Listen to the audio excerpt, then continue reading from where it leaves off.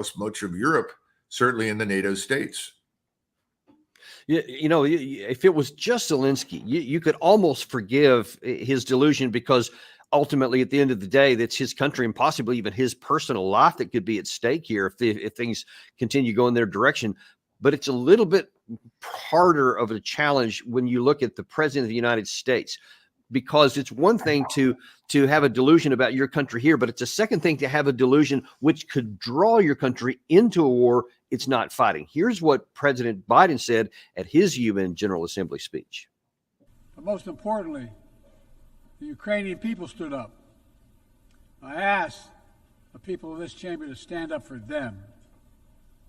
The good news is Putin's war has failed, and at his core aim. He set out to destroy Ukraine, but Ukraine is still free. He set out to weaken NATO, but NATO is bigger, stronger, more united than ever before, with 2 new members, Finland and Sweden. But we cannot let up. The world now has another choice to make.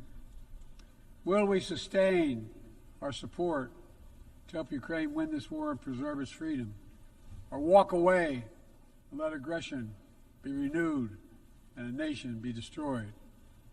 I know my answer. We cannot grow weary. We cannot look away. And we will not let up on our support for Ukraine. Not until Ukraine wins a just and durable peace in the UN Charter.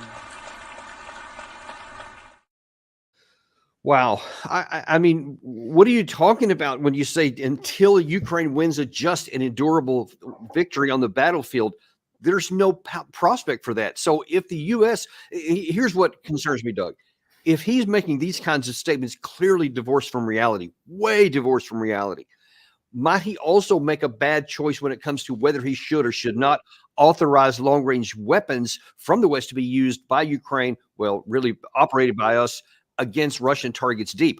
I originally thought, no way, he won't do that. Now I'm not so sure.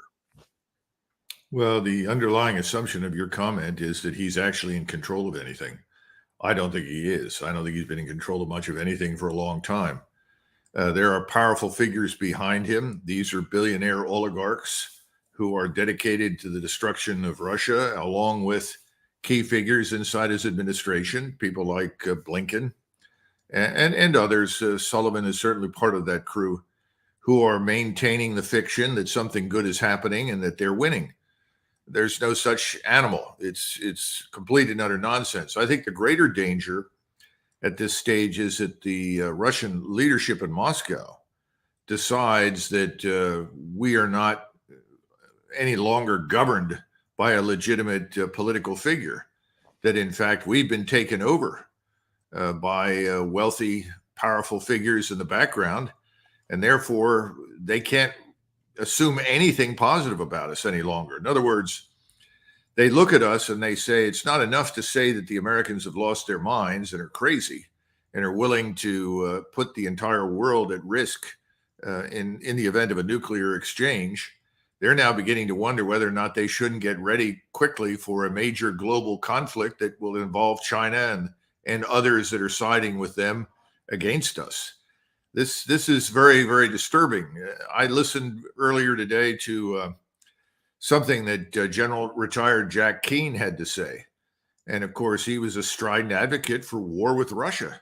Make no bones about it. The Russians are bluffing. The Russians aren't serious. We can push them in any direction we want them to go. It's very dangerous. It's very wrong. And we're courting Armageddon by making these statements. And on top of that, Doug, this is